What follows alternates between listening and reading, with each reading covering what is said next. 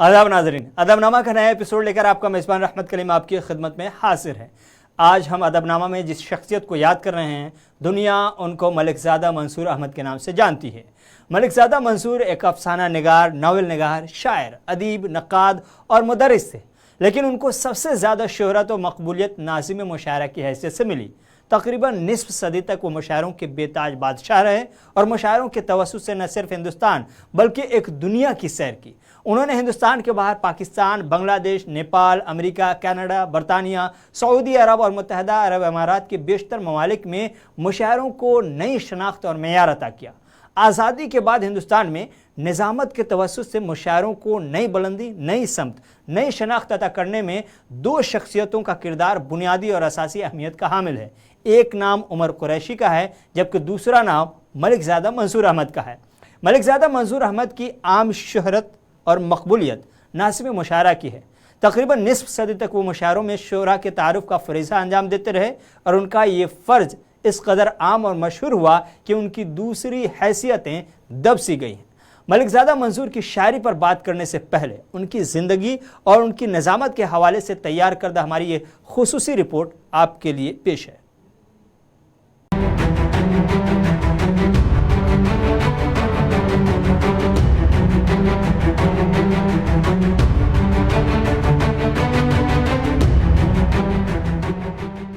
उर्दू मुशायरों की दुनिया में मुनफरिद लबो लहजे की निज़ामत के लिए मशहूर नसरनिगार, कलमकार और मुसन्निफ, बेबाक मुक़र्रिर और सहाफ़ी, एक कामयाब और बुलंद पाया शायर, अजीम नक्काद, अदबी रसाला इम्कान के मुदीर, तहरीक उर्दू राब्ता कमेटी के कायद और एक कामयाब मुअल्लिम व उस्ताद प्रोफेसर मलिकज़ादा मंसूर अहमद।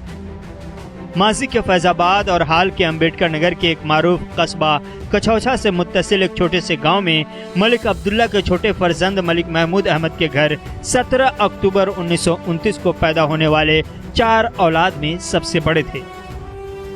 चूँकि उनके वालिद गोरखपुर में मुलाजिम थे, इसलिए मलिकज़ादा मंसूर अहमद ने इब्तदाई तालीम से लेकर पोस्ट ग्रेजुएशन तक गोरखपुर ही में हासिल की। 1941 में मिडिल, 1951 में तारीख में एमए किया। हिस्ट्री के अलावा उर्दू और अंग्रेजी में भी पोस्ट ग्रेजुएशन किया। फिर पहले गणेश शंकर विद्यार्थी स्मारक इंटर कॉलेज में टीचर, फिर शिवली कॉलेज आजमगढ़ में लेक्चरर रहे। 1964 में गोरखपुर यूनिवर्सिटी में उर्दू के लेक्चरर, फिर 1967 में लखनऊ यूनिवर्सिटी के शोबे उर्दू में लेक्चरर, लेक्चरर से रीडर और रीडर से प्रोफेसर होकर 1990 में ज़ाब्ते के मुताबिक 60 साल की उम्र में मुलाजमत से सुबकदोश हुए। मलिकज़ादा मंसूर अहमद के कलमी सफ़र का आगाज़ माहनामा निकहत में मज़ाहिया मजमून खटमल से हुआ। माहनामा निकहत का पहला शुमारा जुलाई 1948 में मंसर-ए-आम पर आया था और कमोबेश 10 सालों तक निकलता रहा, जिसमें 1954 तक प्रोफेसर मलिकज़ादा मंसूर अहमद के तकरीबन 2 दर्जन अफसाने शाये हुए। इसी तरह कॉलेज गर्ल नामी अफसाना, बागी की डायरी और बागी के खतूत, उर्दू के 26 उदबा व शुअरा के हयात कारनामों पर मुश्तमिल शहर सुखन नामी तसनीफ, मौलाना अबुल कलाम आज़ाद फ़िक्र फ़न पर PhD का तहक़ीक़ी मकाला के अलावा ग़ुबार ख़ातिर का तनक़ीदी जायज़ा, मौलाना आज़ाद अल हिलाल के आईने में इंतख़ाब ग़ज़लियात नज़ीर, ग़ज़लों और नज़मों पर मुश्तमिल इकलौता शेरी मजमुआ शहर सितम, रक़्स शरर जैसी इल्मी और अदबी खुदनविश्त और 200 से ज़्यादा किताबों पर पेश लफ्ज़ तहरीर फरमाकर आसमान क़िरतास व कलम पर अपना नाम दर्ज करवाया। अपनी इन्हीं तख्लीक़ात व तसनीफ़ात के ज़रिए प्रोफेसर मलिकज़ादा मंसूर अहमद आज भी दुनियाए इल्म व अदब में ज़िंदा हैं। प्रोफेसर मलिकज़ादा मंसूर अहमद की इल्मी व अदबी खिदमात और कारनामों के साथ साथ ज़बान व अदब की बका के लिए जद्दोजहद और सही व कोशिश को ज़माना कभी फरामोश नहीं कर सकता। बल्कि यूँ कहा जाए कि उर्दू ज़बान व अदब की खिदमत मलिकज़ादा के ख़मीर में रची बसी थी तो गलत न होगा। तहफ़्फ़ुज़ उर्दू और बक़ाए उर्दू के सफ़ा सालार थे। हत्ता कि लखनऊ यूनिवर्सिटी के शोबे उर्दू से बहैसियत प्रोफेसर रिटायर होने के बाद उर्दू के गुमशुदा हुकूक की बाज़ियाफ़त के लिए ऑल इंडिया उर्दू राब्ता कमेटी तश्कील दिया, जिसके प्लेटफॉर्म से उर्दू के फ़रोग़, तहरीक, तरवीज और इसका जायज़ व आइनी हक़ दिलाने के लिए हमेशा एक मुजाहिद की तरह डटे रहे और उर्दू की लड़ाई लड़ते रहे। गोया उन्होंने अपनी पूरी ज़िंदगी उर्दू के तहफ़्फ़ुज़ व बक़ा के लिए वक्फ़ कर दिया था। इस तरह गोया मलिकज़ादा साहब की ज़ात गिरामी फ़ना फ़िल उर्दू थी। ڈاکٹر ملک زادہ منظور احمد نے نظامت کو ہنر اور فن بنایا۔ ڈاکٹر ملک زادہ منظور احمد مفکر، دانشور اور ناظم کی حیثیت سے ہمہ شخصیت کے حامل تھے، مگر بحیثیت ناظم ان کی شخصیت اول رہی۔ نظامت کو انہوں نے مشاعرے کا تاج محل بنا دیا۔ نظامت میں جو لطیفہ گوئی اور لسانی جمال پیدا کیا وہ ان کی انفرادیت تھی، اور مدعو شاعر کی شخصیت اور اس کے مرتبہ کے مطابق تبصرہ کر کے اسے اسٹیج پر بلانا ان کا اپنا انوکھا انداز تھا۔ کافر حرم والوں کو اسی وقت یاد آتا ہے کہ جب وہ شاعر بن جائے اور انسانیت کی گفتگو کرنے لگے۔ یہی صورتحال جناب جگناتھ آزاد کی ہے کہ وہ رنگ و نسل کے امتیازات سے بالا تر ہو کر اس دکھ اور درد کو اپنے کلام میں پیش کرتے ہیں جو عالم انسانیت کا درد ہوا کرتا۔ حضرات، آپ کو شاید اس بات سے اختلاف نہ ہو کہ غزل دور حاضر کے تقاضوں کو اسی وقت پورا کر سکتی ہے جب وہ ہمارے دل کے ساتھ ساتھ ہمارے دماغ کو بھی متاثر کرے۔ گزشتہ 50-60 برس کے عرصے میں جن اردو شعراء کو مشاعرے کی نسبت سے نمایاں ترین حیثیت کا حامل سمجھا گیا، ان میں ایک اہم نام پروفیسر ملک زادہ منظور احمد کا بھی ہے۔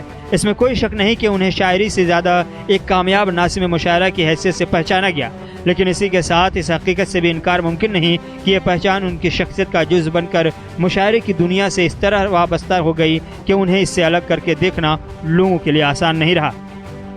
گویا مشاعرے کی دنیا میں ملک زادہ منظور احمد اور فن نظامت لازم و ملزم قرار پائے۔ کم و بیش 5 دہائیوں تک اس شناخت کو نہایت کامیابی کے ساتھ قائم رکھنا کسی کارنامے سے کم نہیں۔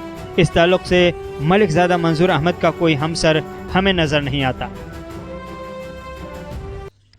میں کبھی کبھی یہ کہتا ہوں کہ ہمارا جھوٹ چلتا رہتا ہے اور دوسروں کی حقیقتیں وقت کی رفتار جو ہے وہ شکست دے دیتی ہے۔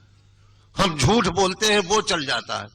میر نے کہا تھا کہ میر کے دین و مذہب کو کیا پوچھتے ہو، ان نے تو کشکا کھینچا دیر میں بیٹھا کب کا ترک اسلام کیا۔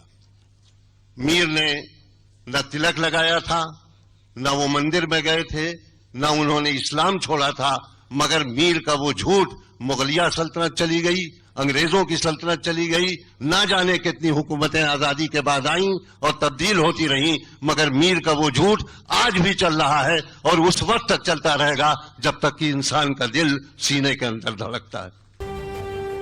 مشاعرے کے سلسلے میں یہ بات بھی دھیان میں رکھنے کی ہے کہ اردو میں اس کی محتم بشان روایت رہی ہے۔ 18ویں صدی میں مشاعرے کی حیثیت شعری اجتماع سے بڑھ کر ایک ایسے ادارے کی صورت میں نظر آتی ہے جو فن شعر گوئی اور شعراء کے لیے تربیت گاہ کا حکم رکھتا تھا۔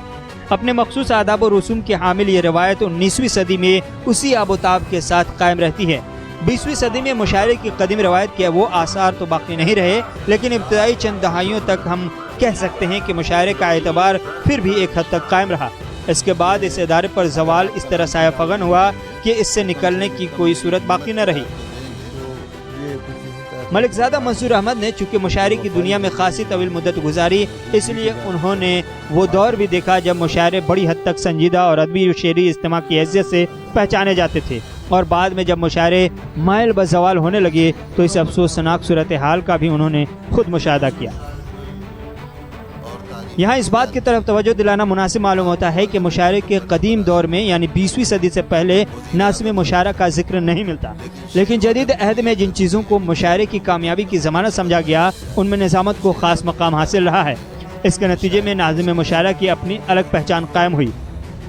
چنانچہ ہم دیکھتے ہیں کہ دنیائے مشاعرہ میں ایسے کئی شعراء منظر عام پر آئے جن کی حیثیت محض ناظم مشاعرہ کی رہی اور یہی حیثیت ان کی اصل شناخت قرار پائی۔ ایسا نہیں ہے کہ مشاعرے کی دنیا میں نظامت کرنے والوں کی کمی رہی ہو، لیکن نظامت کو بطور فن اختیار کرنے والوں میں جو مرتبہ اور مقام ملک زادہ منظور صاحب کو حاصل ہوا وہ اور کسی کے حصے میں نہیں آیا۔ انہوں نے اس فن کو جس سنجیدگی، متانت اور علمی وقار سے ہم آہنگ کیا وہ انہی کا حصہ کہا جا سکتا ہے۔ ابھی تذکرہ ہوا کہ دبستان دلی اور دبستان لکھنؤ کی طرح سے دبئی بھی شعر و ادب کی خدمت کے سلسلے میں اپنا ایک مقام بناتا چلا جا رہا ہے، تو ہمارے مشاعروں کی جو تہذیبی روایات ہیں اگر وہ بھی ساتھ ساتھ چلتی رہیں تو میں یہ سمجھتا ہوں کہ جدید و قدیم کا بہت خوبصورت امتزاج آپ حضرات کے رد عمل سے ظاہر ہوگا۔ एक नए आदमी को, जिसको कि कभी मुशायरा सुनने का इत्तेफाक नहीं हुआ था, मैं अपने साथ मुशायरे में ले गया तो कुछ लोग वाह वाह और सुभान अल्लाह कह रहे थे मुशायरे की तहजीबी रवायत के एहतराम में, लेकिन बाद में सामीन ने तालियां बहुत ज्यादा बजाई। तो उसने मुझसे पूछा कि लोग इनके कलाम से खुश हुए हैं या इनके जाने से खुश हुए हैं। यानी ये सूरत हाल भी पैदा होती है। तो मुशायरे की तहजीबी रवायत का एहतराम करते हुए अगर आप अच्छे अशार पर वाह वाह और सुभान अल्लाह कहें और जदीद तहजीब का एहतराम करते हुए तालियां भी बजा दें, तो दोनों से खूबसूरत इम्तिजाज हमारे मुशायरे में आपके रद्द अमल का पैदा होगा। इसलिए गुजारिश कर रहा हूं कि शेर अगर पसंद आ रहा है तो आप हज़रात खुल करके हमारे शोराए कराम के कलाम की तारीफ करें, ताकि महसूस ये हो कि हम किसी महफिल मुशायरा में बैठे हुए हैं। हम लोग आपकी शराफत नफ्स और हुस्न अखलाक के पहले से कायल हैं, उसके मोतरिफ व मद्दाह हैं, लेकिन अब हमें हौसला दीजिए। अगर हम अच्छा शेर पढ़ रहे हैं तो खुल करके तारीफ कीजिए, ताकि हम पुरानी तहजीबी रवायत की बाजियाफ्त कर सकें। बहैसियत नाज़िम मुशायरा मलिकज़ादा मंसूर अहमद की गैर मामूली शोहरत और मकबूलियत ने उनकी शायराना हैसियत को बड़ी हद तक पसे पुश्त डाल दिया है। इसके अलावा इस सूरत हाल का एक सबब यह भी रहा कि शायरी की दुनिया में इतनी तवील मुद्दत गुजारने के बावजूद उन्होंने तख्लीक शेर की तरफ तवज्जो बहुत ही कम दी। ये वजह है कि उनका शेरी सरमाया मकदार के लिहाज से बहुत कम है, लेकिन इतना भी कम नहीं कि उसे काबिल तवज्जो न कहा जा सके। यहाँ ये भी वाज़ेह करता चलूँ कि उनके कलाम के काबिल तवज्जो करार पाने में कमियत से ज़्यादा उसकी कैफियत को दखल है। यानी यह कलाम अगरचे बहुत ज़्यादा नहीं है, लेकिन जितना कुछ भी है वह ऐसे तर्ज का हामिल है जिसे अपने मखसूस पस मंज़र में किसी तरह नज़रअंदाज नहीं किया जा सकता। ऐसा महसूस होता है कि मलिकज़ादा साहब को मुशायरे की हद दर्जा मसरूफ़ सरगर्मियों ने इतना मौका न दिया कि वो जिस तर्ज शेर गोई के शायक थे उसमें अपने तख्लीकी मैलान तबा का खातिर खा इजहार करते। कि मुशायरा एक तहजीब भी सिखलाता है, और उसका मुजाहरा अभी अभी हुआ कि जो लोग अपने घरों में अपने वालिदैन को भी सलाम नहीं करते, जब मैं आया तो उन्होंने सलाम करना शुरू कर दिया।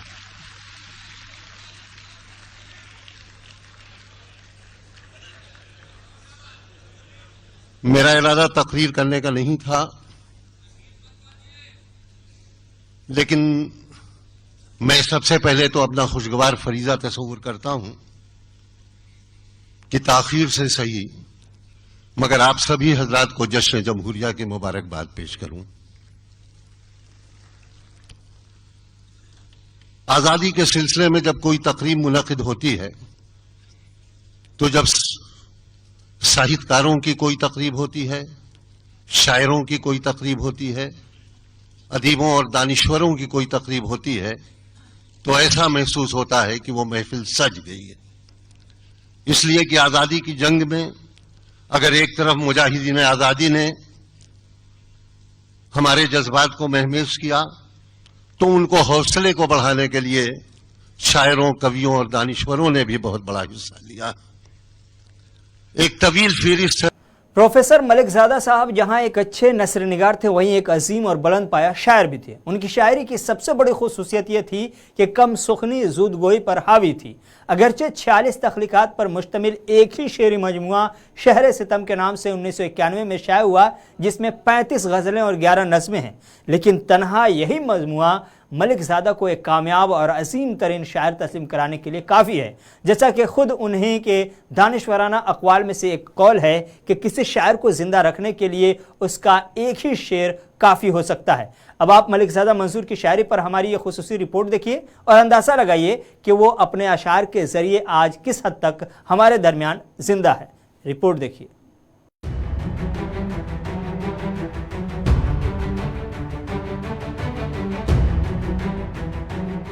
मलिकज़ादा मंसूर ने अपनी ज़िंदगी का बेशतर हिस्सा मुशायरों में गुजारा। बहैसियत नाज़िम मुशायरा उन्होंने बड़ी कामयाबी हासिल की, अलबत्ता शायर के बतौर उन्हें कम याद किया गया। उनकी शायरी मुख्तसर होने के बावजूद इंतहाई जामे और पुरमग़ज़ है।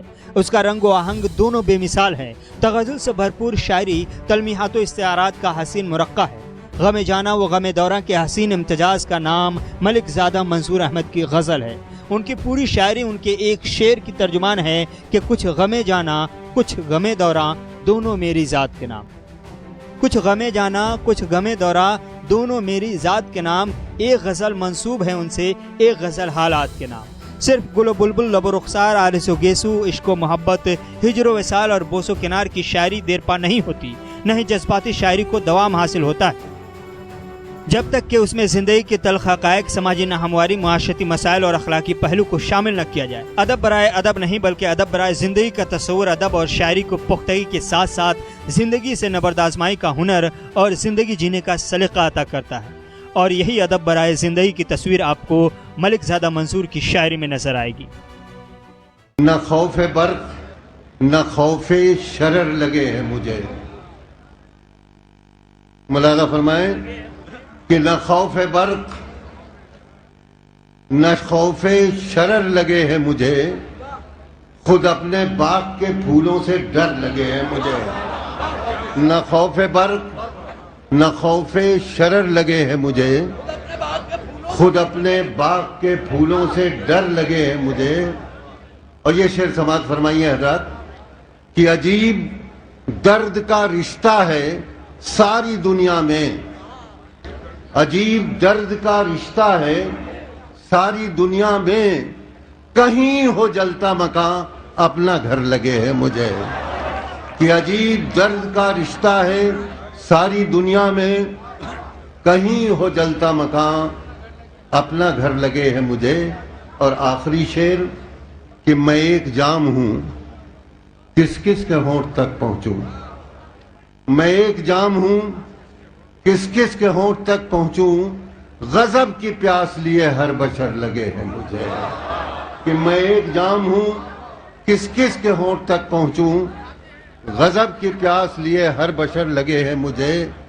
اور ملاحظہ فرمائیں، آپ لوگ کبھی کبھی جب بیداد کرتے ہیں تو یہ شعر یاد آتا کہ تراش لیتا ہوں اس سے بھی آئینے منظور، تراش لیتا ہوں اس سے بھی آئینے منظور، کسی کے ہاتھ کا پتھر اگر لگے ہیں مجھے، نہ خوف برق نہ خوف شرر لگے۔ انہوں نے غزل کو غم جانا اور غم دورہ دونوں سے بیک وقت روشناس کرایا ہے۔ اس طرح انہوں نے غزل کو دو آتشہ بنا دیا۔ ان کی غزلوں میں شوخی کے ساتھ سنجیدگی بھی ہے، تغزل کے ساتھ حالات کی عکاسی بھی ہے۔ ملک زادہ منصور احمد نے جب شاعری کا آغاز کیا اور ادبی دنیا میں قدم رکھا، اس وقت رومانوی تحریک دم توڑ چکی تھی، ترقی پسند تحریک اپنے شباب پر تھی۔ ادب کا سنجیدہ قاری و سامع اختر شیرانی کی رومانی نظموں اور گیتوں کے بجائے وامق جون پوری کی بھوکا ہے بنگال جیسی شاعری سننا اور پڑھنا پسند کرنے لگا تھا۔ ایسے میں ملک زادہ کا بھی متاثر ہونا لازمی تھا۔ چنانچہ گورکھپور کے دوران قیام انہوں نے اپنے استاد مجنو گورکھپوری کے مشورے سے انجمن ترقی پسند مصنفین کی شاخ قائم کی، جس کے وہ جنرل سیکرٹری بنائے گئے۔ ملک زادہ منصور صاحب کے کلام میں غزلیں بھی ہیں اور نظمیں بھی، لیکن غزلوں کی تعداد نظموں سے زیادہ ہے۔ البتہ دونوں کا رنگ و آہنگ کم و بیش یکساں ہیں۔ اسے یوں بھی کہا جا سکتا ہے کہ ان کی نظم پر ان کی غزلوں کی گہری چھاپ صاف دکھائی دیتی ہے۔ اسی کے ساتھ ایک اہم بات یہ بھی ہے کہ مشاعروں میں جس طرح کی شاعری عام طور سے مقبول عام بلکہ مقبول عوام ٹھہرتی ہے اور جس کی بنا پر وہ شہرہ، شہرت و مقبولیت کی بلندیوں پر پہنچ جاتے ہیں، اس سے ملک زادہ کی شاعری بہت ہی مختلف نظر آتی ہے۔ رسم تعظیم نہ رسوا ہو جائے، اتنا مت جھکیے کہ سجدہ ہو جائے۔ کہ رسم تعظیم نہ رسوا ہو جائے، اتنا مت جھکیے کہ سجدہ ہو جائے۔ جن کو دستار ملی ہے ان کو، جن کو دستار ملی ہے ان کو سر بھی مل جائے تو اچھا ہو جائے۔ جن کو دستار ملی ہے ان کو سر بھی مل جائے تو اچھا ہو جائے۔ کہ جن کو دستار ملی ہے ان کو سر بھی مل جائے تو اچھا ہو جائے۔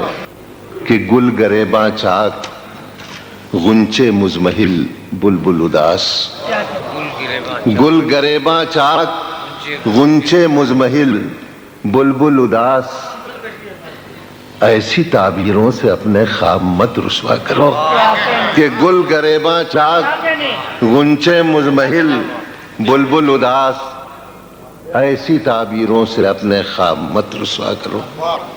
اور یہ شعر ملاحظہ فرمائے، وہ چاند پر ایک رئیس انصاری صاحب نے ایک شعر پڑھا تھا، خواتین سے معذرت کے ساتھ ایک شعر چاند پر میں بھی پڑھ رہا ہوں کہ چاند کی ساری حقیقت ہو چکی ہے آئینہ، چاند کی ساری حقیقت ہو چکی ہے آئینہ، انتقاماً اب مزاج مہوشاں پوچھا کرو کہ چاند کی ساری حقیقت ہو چکی ہے آئینہ، انتقاماً اب مزاج مہوشاں پوچھا کرو۔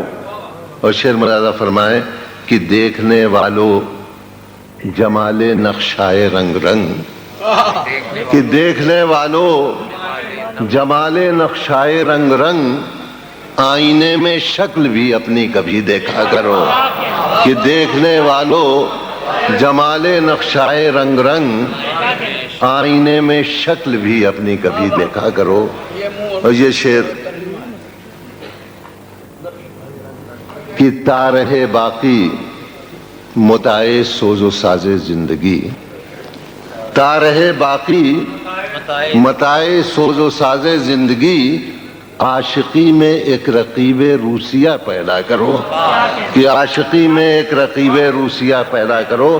اور یہ شعر خاص طریقے سے اسی کے لیے غزل کہی گئی تھی کہ آج ہر لمحے کے ہاتھوں میں ہے سنگ بے حسی، آج ہر لمحے کے ہاتھوں میں ہے سنگ بے حسی، اپنا غم کہنے سے پہلے دیر تک سوچا کرو، کہ آج ہر لمحے کے ہاتھوں میں ہے سنگ بے حسی، آج ہر لمحے کے ہاتھوں میں ہے کہ آج ہر لمحے کے ہاتھوں میں ہے سنگ بے حسی، اپنا غم کہنے سے پہلے دیر تک سوچا کرو، کہ آج ہر لمحے کے ہاتھوں میں ہے سنگ بے حسی، اپنا غم کہنے سے پہلے دیر تک سوچا کرو۔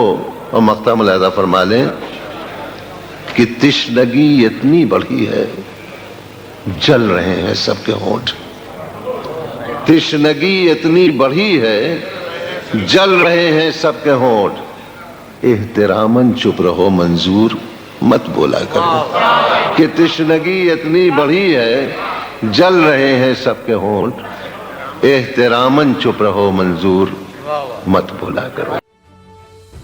یہاں اس تفصیل میں جانے کا موقع نہیں کہ مشاعروں کی مقبول عام شاعری کی حقیقی قدر و قیمت کیا ہے، اور اس شاعری کے بنا پر جو مقبولیت شاعر کے حصے میں آتی ہے اسے صحیح معنوں میں کتنی وقت حاصل ہوتی ہے۔ لیکن اسی کے ساتھ یہاں یہ سوال ضرور پیدا ہوتا ہے کہ مشاعروں سے اتنی گہری وابستگی کے باوجود ملک زادہ نے اپنی شاعری کو اس چمک دمک سے دور کیوں رکھا؟ اس کا ایک جواب تو یہی ہے کہ ان کا میلان طبع ابتدا ہی سے کلاسیکی شعری روایت کی طرف تھا، اور انہوں نے اس روایت سے حسب توفیق فیض بھی حاصل کیا۔ اس کا بہت واضح اثر ان کے پورے کلام پر دیکھا جا سکتا ہے کہ اب خون کو میں قلب کو پیمانہ کہا جائے، اس دور میں مقتل کو بھی میں خانہ کہا جائے، کہ اب خون کو میں قلب کو پیمانہ کہا جائے، اس دور میں مقتل کو بھی میں خانہ کہا جائے۔ اور شعر ملاحظہ فرمائیں کہ جو بات کہی جائے وہ تیور سے کہی جائے، کہ جو بات کہی جائے وہ تیور سے کہی جائے، جو شعر کہا جائے حریفانہ کہا جائے، کہ جو بات کہی جائے وہ تیور سے کہی جائے، جو شعر کہا جائے حریفانہ کہا جائے۔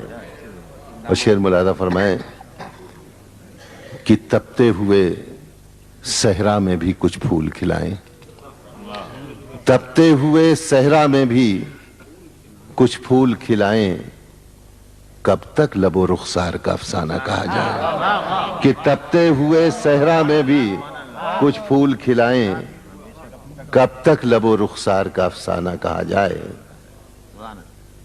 دیوانہ ہر ایک حال میں دیوانہ رہے گا، دیوانہ ہر ایک حال میں دیوانہ رہے گا، फरजाना कहा जाए कि दीवाना कहा जाए। दीवाना हर एक हाल में दीवाना रहेगा, फरजाना कहा जाए कि दीवाना कहा जाए।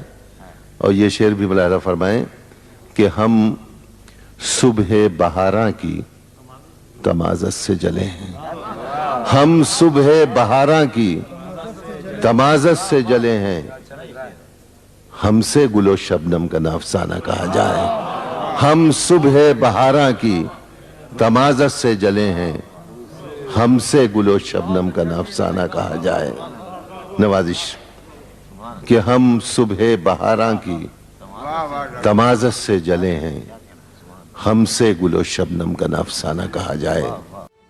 जहाँ तक मलिक ज़ादा के कलाम की फ़िक्री जिहत का ताल्लुक़ है तो इतनी बात तो पूरी तरह से आया है कि उनकी गज़लों के मज़ामीन ज़्यादातर रिवायती इश्किया अंदाज के हैं, लेकिन उनमें मुतकल्लिम या शायर जदीद अहद के फ़र्द की हैसियत से ज़्यादा रूनमा हुआ है। चूँकि जदीद दौर के इंसान के मसाइल से शायर कदम कदम पर खुद भी नबर्द आज़मा होता है और मुआशरती सतह पर उनका मुशाहदा भी करता है, इसलिए उनसे जज्बाती और महसूसाती सतह पर उसका मुतासिर होना फितरी है। इस ज़िम्न में अहम बात यह है कि शायर का ये तासुर बेशतर अशार में बिलवास्ता तौर पर और बसा औक़ात फ़नी हुनरमंदी के साथ ज़ाहिर हुआ है। ऐसे अशार में भी उनका लहजा आम तौर से धीमा और खुश आहंग होता है। तमाम शाखें जली हुई थी, तमाम गुंचे दहक रहे थे, तमाम शाखें जली हुई थी, तमाम गुंचे दहक रहे थे। मेरे गुलिस्तान में कारवाने बहार उतरा तो मैंने देखा, मुसीबतों का नया समंदर मेरी निगाहों के सामने था। मेरा सफीना जो एक समंदर के पार उतरा तो मैंने देखा। ये अशार हमें शायर की फिक्री और महसूसाती रवैयों से आशना करते हैं। यहाँ साफ देखा जा सकता है कि शायर ने अपनी महसूसाती कैफियत को अपने तख्लीकी तजर्बे से हम आहंग करके बयान किया है और बयान को हत्तल इम्कान फ़नी दायरे के अंदर रखा है। मैं पूरे वसूख से कह सकता हूँ कि मलिक ज़ादा मंसूर अहमद का ये कलाम जो हमारे सामने है वो मिक़दार में कम ज़रूर है, लेकिन कैफियत के एतबार से कम माया हरगिज़ नहीं। ये कलाम जब भी और जहाँ भी पढ़ा जाएगा उससे फ़िक्री व फ़नी सतह पर लोगों का मुतासिर होना लाजमी है। हमारे शेरों में मक़तल के इश्तियारे हैं, हमारे शेरों में मक़तल के इश्तियारे हैं। हमारी गज़लों ने देखा है कूचे कातिल, हमारी गज़लों ने देखा है कूचे कातिल। सलीबोदार पे नज़में हमारी लटकी हैं, सलीबोदार पे नज़में हमारी लटकी हैं। हमारी फ़िक्र है ज़ख्मी, लहू लहान है दिल। हर एक लफ्ज़ परेशान, हर एक मिसरा उदास। हम अपने शेरों के मफ़हूम पर पशेमा हैं, हम अपने शेरों के मफ़हूम पर पशेमा हैं। खुदा करे कि जो आए हमारे बाद वो लोग हमारे फन की अलामात को समझ न सके। अरे वाह वाह वाह वाह वाह वाह वाह वाह वाह वाह। ये खुदा करे कि हमारे शेरों में मक़तल के इश्तियारे हैं। हमारी गज़लों ने देखा है कूचे कातिल। सलीबोदार पे नज़में हमारी लटकी हैं।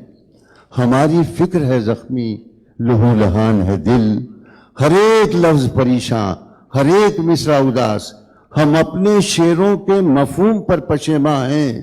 खुदा करे कि जो आए हमारे बाद वो लोग हमारे फ़न की अलामात को समझ न सकें। चिरागे दौरो हरम से किसी का घर न जले, न कोई फिर से हिकायात रफ्तगा लिखे, न कोई फिर से अलामात खूचका लिखे। देखिए ये अलामतें हमारे दौर में इस्तेमाल की गई हैं, मैं उनका जिक्र कर रहा हूँ। फसीलेदार सरों के चिराग रक़्स जुनू, फसीलेदार सरों के चिराग रक़्स जुनू। शराब तिश्ना लबी खार आबला पाई, शराब तिश्ना लबी खार आबला पाई। दरीदा पैरहनी चाक दामनी वहशत, सुमूम आतिश गुल बर्क आशियां सयाद। रवायतें ये मेरे अहद की अलामत हैं और अलामतें ये मेरे शेर का मुकद्दर है। रवायतें ये मेरे अहद की अलामत हैं, अलामतें ये मेरे शेर का मुकद्दर हैं। खुदा करे कि जो आए हमारे बाद वो लोग हमारे फ़न की अलामात को समझ न सकें। इसी के साथ इस हफ्ते का अदबनामा ख़त्म हुआ चाहता है। रहमत करीम को इजाज़त दीजिए। खुदा हाफिज़।